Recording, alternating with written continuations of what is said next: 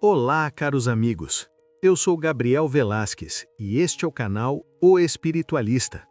Hoje trago a vocês a carta psicografada da inesquecível Yara Cortes, a atriz que deu vida à eterna Dona Xepa e que conquistou o coração do Brasil. Esta mensagem traz grandes revelações sobre o que existia por trás do sorriso da mãe do povo, revelando detalhes íntimos sobre sua solidão e os bastidores da fama que o grande público mal poderia imaginar. São confissões que podem até mesmo mudar a forma como enxergamos a trajetória desta grande dama da televisão. Acredito que vocês ficarão chocados e emocionados. Esta carta foi psicografada pela médium Mariana Siqueira durante as reuniões do Centro Espírita São Francisco de Assis, na cidade de Pouso Alegre, Minas Gerais. Antes de seguirmos para a psicografia, quero fazer um pedido especial a você que enfrenta dificuldades na saúde, na vida financeira ou tem um ente querido necessitando de orações. Deixe seu nome completo nos comentários. Nesta sexta-feira, estaremos reunidos em nosso centro espírita em um momento de fé, pedindo pela sua cura, proteção e libertação. Agora, vamos à psicografia. Amados irmãos, boa noite. A sessão de hoje se reveste de uma luminosidade diferente, pois a espiritualidade maior me permite trazer o meu relato. Eu, que por muitos anos visitei vossos lares através da tela de vidro, trazendo sorrisos, lágrimas e lições de humanidade, e que hoje, com a permissão do alto, venho desenhar com palavras o roteiro de minha própria viagem de volta à casa do Pai. Peço que elevem seus pensamentos, que esqueçam por instantes o barulho da rua e as aflições do dia, para ouvirem com o coração. O calendário da Terra marcava outubro de 2002 e o meu corpo, aquele velho companheiro de tantas jornadas, já não respondia mais como antes, pois a máquina física tem seu prazo de validade e o meu peito, que tantas vezes se estufou para projetar a voz nos palcos do Brasil, agora arfava cansado, lutando por um fio de oxigênio.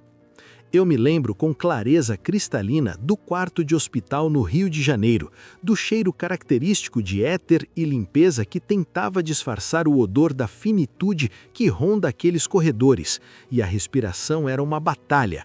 Cada inspiração doía, como se o ar fosse feito de cacos de vidro, e o tal câncer, hóspede indesejado que se instalou em meus pulmões, cobrava o preço de uma vida inteira. E eu, que sempre fui uma mulher de gênio forte, independente, que criei meus passarinhos no meu apartamento em Copacabana como se fossem filhos, sentia-me pequena diante da grandiosidade da morte. A solidão, que por opção foi minha companheira em vida, ali naquele leito se fez sentir de uma forma diferente, não como tristeza, mas como um silêncio profundo que antecede a tempestade ou a alvorada. E eu olhava para o teto branco e pedia a Deus, do meu jeito, sem orações decoradas, mas com a sinceridade de quem já não tem nada a perder, que me desse alívio, pois o sufocamento é uma das provas mais duras para a carne.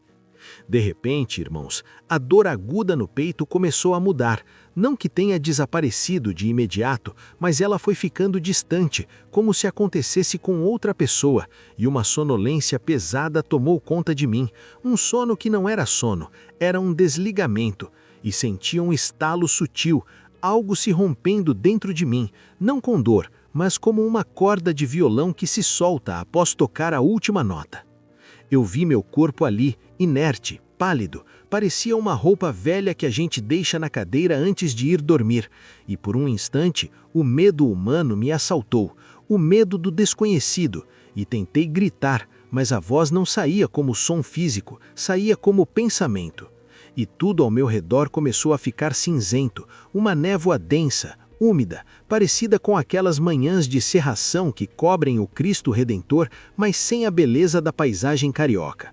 Eu estava naquilo que vocês chamam de umbral, mas compreendam, meus amados, não vi demônios com tridentes ou fogo eterno. O umbral que conheci foi o da minha própria mente, o reflexo das minhas angústias não resolvidas, da minha personalidade por vezes ríspida, das mágoas que guardei e não ventilei. Eu caminhava por essa névoa e ouvia vozes, vozes de personagens que interpretei, vozes de pessoas que passaram pela minha vida e com as quais eu não tive a paciência devida, e a sensação era de frio, um frio que vinha de dentro dos ossos do espírito, e eu chamava pelos meus passarinhos, aqueles que eu tanto amei em vida, pois o amor que dedicamos aos animais é muitas vezes a nossa âncora de salvação, o único amor desinteressado que conseguimos praticar. Fiquei ali, naquele cenário de sombras, por um tempo que não sei medir, pois no mundo espiritual o relógio não tem ponteiros, revendo cenas da minha vida, revendo a minha vaidade de atriz, os aplausos que afagavam o ego, mas não nutriam a alma. E chorei. Chorei muito, não a lágrima do palco, ensaiada, mas a lágrima da alma que se reconhece falha e pequena diante do universo. Foi então, no auge daquele arrependimento sincero, quando me curvei e disse: Senhor, sou apenas a Shepa, sou apenas a vendedora de ilusões. Ajuda-me. Que a névoa começou a dissipar, não por um vento forte, mas por uma melodia. E eu ouvi, meus irmãos, juro que ouvi, o canto de centenas de pássaros, um canto tão harmonioso que parecia uma orquestra celestial. Olhei para o alto e vi um ponto de luz que descia, crescendo, pulsando em tons de azul e rosa, e no meio daquela luz uma figura se destacou, sorrindo, com os braços abertos, e meu coração disparou de emoção ao reconhecer aquela silhueta inconfundível, aquele olhar materno e firme que tanto me guiou nos meus primeiros passos na arte. Era Dulcina de Moraes, a grande dama do teatro, minha mestra, que havia partido alguns anos antes, em 1996. E ela não estava velha ou cansada como nos últimos dias de sua vida na Terra. Estava radiante, jovem, com uma túnica que parecia feita de luz estelar. Ela se aproximou, e eu, envergonhada pela minha condição de espírito recém-desencarnado e ainda impregnado pelas energias da doença, tentei me afastar, mas ela não permitiu. Me abraçou com um carinho que eu não sentia desde que minha própria mãe partiu quando eu era criança. Minha filha, disse ela com aquela voz que enchia teatros sem precisar de microfone, mas agora suave como brisa. O espetáculo da carne terminou, mas a vida continua. Vamos para casa, Yara. Vamos descansar.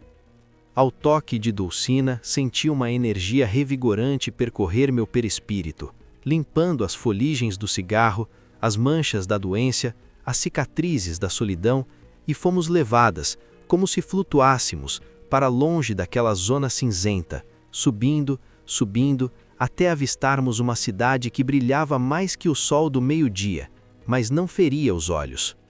Chegamos a uma colônia espiritual de grande beleza, onde as construções pareciam feitas de cristal e flores, e fui levada para um hospital, mas não um hospital triste como os da Terra, um local de refazimento, onde as paredes emitiam cores terapêuticas e a água tinha gosto de néctar. Ali, fui tratada por médicos dedicados, espíritos de alta hierarquia que se vestem de humildade para curar as feridas da alma. E durante o meu sono reparador, sonhei com todos os papéis que vivi, mas agora compreendendo o propósito de cada um, entendendo que quando fui a Carolina, em O Casarão, aprendi sobre a solidão das escolhas, e quando fui a Dona Shepa, recebi a maior aula de amor materno e sacrifício que alguém poderia ter. Acordei dias depois, renovada, sentindo-me leve como jamais me senti, e para minha surpresa, ao abrir a janela do meu aposento naquela colônia, vi um jardim imenso, e nas árvores daquele jardim estavam eles, meus passarinhos, não apenas os que criei em Copacabana, mas todos os pássaros que amei e protegi, libertos, cantando uma sinfonia de boas-vindas, e entendi que nenhum amor é perdido, que todo o afeto que doamos à criação de Deus retorna para nós multiplicado. Hoje, meus amados irmãos, vivo nesta colônia de arte e fraternidade, onde não existe a competição feroz do show business, onde o sucesso não é medido pelo índice de audiência ou pelas capas de revistas, mas pela quantidade de luz que conseguimos emanar para o próximo. Tenho trabalhado, sim, pois o trabalho é a lei da vida, e aqui dedico meu tempo a auxiliar atores e atrizes que chegam desencarnados, muitas vezes presos à vaidade ou ao vício, ajudando-os a compreender que o palco terrestre é efêmero e que o verdadeiro papel que devemos desempenhar é o de filhos de Deus, fraternos e humildes. Muitas vezes desço às zonas mais densas acompanhada de caravanas de auxílio para resgatar irmãos que, assim como eu no passado, se perderam nas ilusões da fama e do poder, e uso a minha voz, agora limpa e forte, não para declamar textos de autores famosos, mas para falar de esperança, para dizer a eles que a misericórdia divina é infinita e alcança a todos, independentemente dos erros cometidos. Encontrei aqui muitos amigos queridos, formamos uma grande família teatral, rimos das nossas peripécias na terra, mas com um olhar de compaixão pelas nossas imperfeições de outrora. E hoje entendo que a minha personagem de maior sucesso, a Xepa, não foi um acaso, foi um presente da espiritualidade para que eu, Yara, mulher culta e por vezes altiva, aprendesse a beleza da simplicidade, a força que existe na mãe pobre que tudo faz pelo filho, a nobreza que existe na feira, no suor, na luta diária.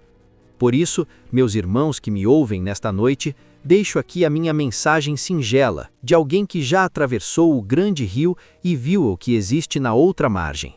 Não se apeguem aos títulos, aos cargos, à beleza física que o tempo desfaz com tanta facilidade, pois nada disso passa pela alfândega da morte. A única bagagem que trazemos para cá é o amor que demos, as lágrimas que enxugamos, o bem que fizemos sem olhar a quem, e se eu pudesse voltar, teria amado mais, teria perdoado mais, teria sido menos a atriz exigente e mais a irmã compreensiva. Mas Deus é tão generoso que nos dá a eternidade para corrigir nossos roteiros, e eu sigo aqui, estudando, aprendendo, amando e cuidando do jardim da vida, esperando que um dia, quando as cortinas dos seus olhos físicos se fecharem, possamos nos encontrar neste grande palco iluminado da espiritualidade, onde não há máscaras, onde não há dor, onde somos, finalmente, nós mesmos, centelhas divinas brilhando na imensidão do amor do Pai. Que a paz de Jesus, o divino diretor de nossas vidas, esteja com cada um de vocês, hoje e sempre, e que ao saírem daqui, levem no peito a certeza de que a morte não existe. O que existe é a vida que se transforma, se expande e continua, triunfante. Muita paz, meus irmãos, muita paz. Yara.